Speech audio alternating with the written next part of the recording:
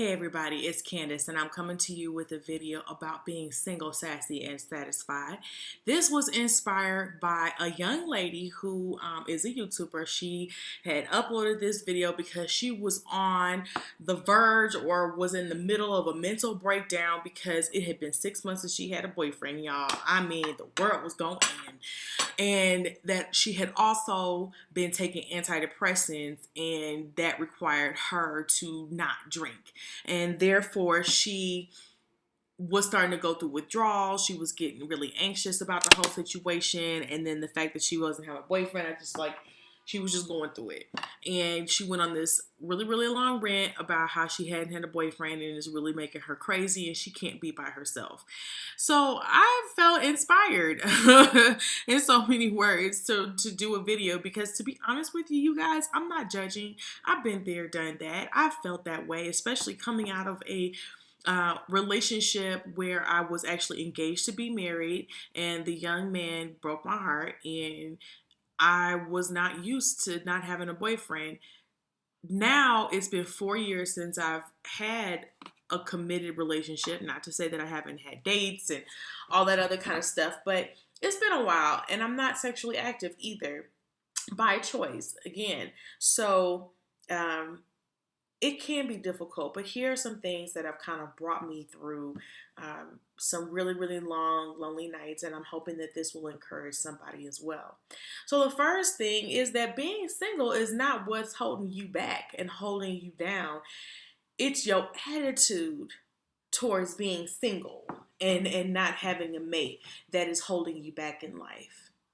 Because to be honest with you, there's nothing wrong with being single, and let me tell you why. When you're single, you can be selfish, and there is absolutely no reason to not be selfish. At that point in your life, you can go where you want to go, live where you want to live, do what you want to do, talk to whoever you want to, or whatever the case may be. You can be selfish. You're doing things simply because you want to, and you don't have to think about anybody else, and nor will you even stop to think about anybody else but yourself. And one of the most beautiful things about that is that you're able to travel and see the world and, do all kinds of extracurricular activities, try new career fields, all of these things. You can go to school and just focus on you without having the pressures and limitations of a committed relationship or even a marriage and children. Not to say that marriage and children is a bad thing. I actually would love to be a wife and a mother one day. The thing is that at this point in my life, I want to grow into the woman who actually deserves a good man. Because let's just be honest.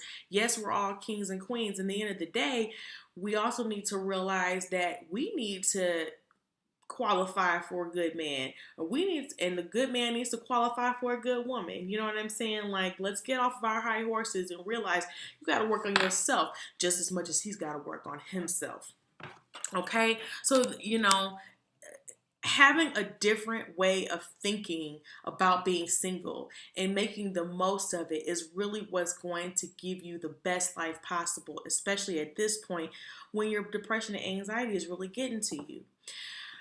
So, going along with that, don't waste your time being depressed about being single. Live it up and take full advantage of it. You can travel, volunteer, join a ministry, start some new hobbies, join meetup.com and start meeting new people and hanging out with folks and stuff. You never know where you're going to meet him, and sometimes the best places to meet them is a place where you have a mutual interest, like a wine garden or a ministry where you both are passionate about certain things.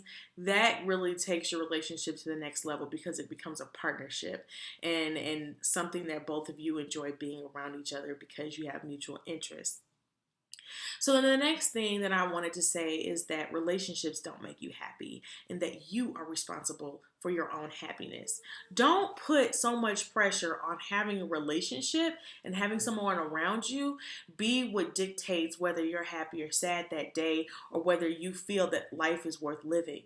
Because to be honest with you, that is the perfect storm for a very toxic relationship, and it's really all your fault.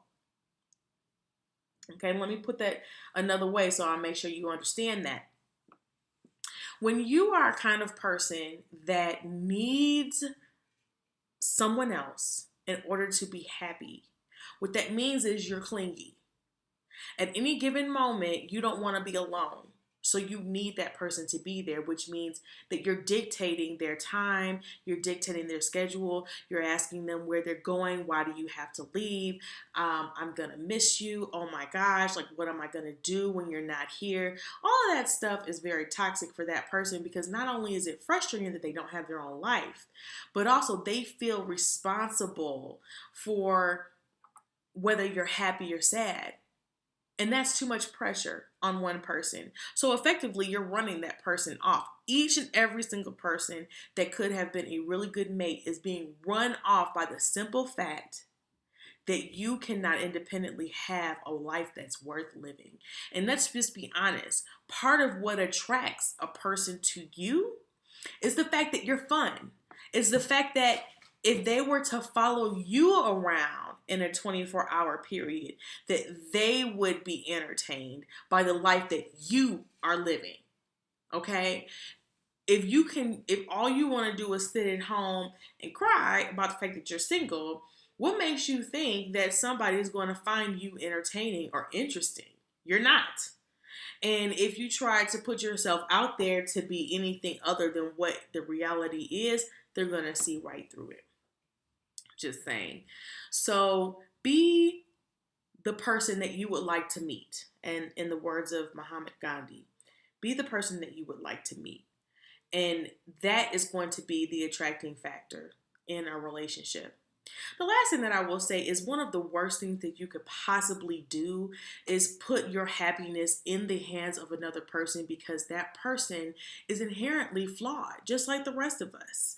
And they're going to make mistakes. They're going to have a lapse in judgment one day where they don't recognize your self-worth, where they do take you for granted, where they do start to not love you unconditionally. Their love will have conditions on it because they don't have their head on straight.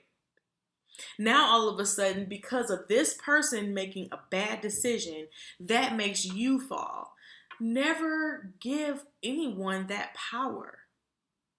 Take your power back and say, look, I'm happy, but I would like to share this with someone else. There's nothing wrong with that. Okay, there's nothing wrong with still wanting somebody in your life. But in the meantime, in between time, go ahead and live your life. Grow into the person that he deserves to have. And, be strong in yourself. Because another thing, the last thing that you want to do is to be dependent upon someone else who is actually toxic or abusive. Okay? You're so low in your self-confidence that you don't want to be alone and something is better than nothing. And therefore, you're going to make that relationship work no matter what the circumstance, no matter what this person has said or what they have done. You are going to make it work because you don't want to be alone. Yet this person is beating on you mentally or physically. Either one. They're beating on you. That doesn't sound like someone who really makes you happy. Okay? So the best thing that you can do is to be okay with being alone, but to still want to share your life with someone else.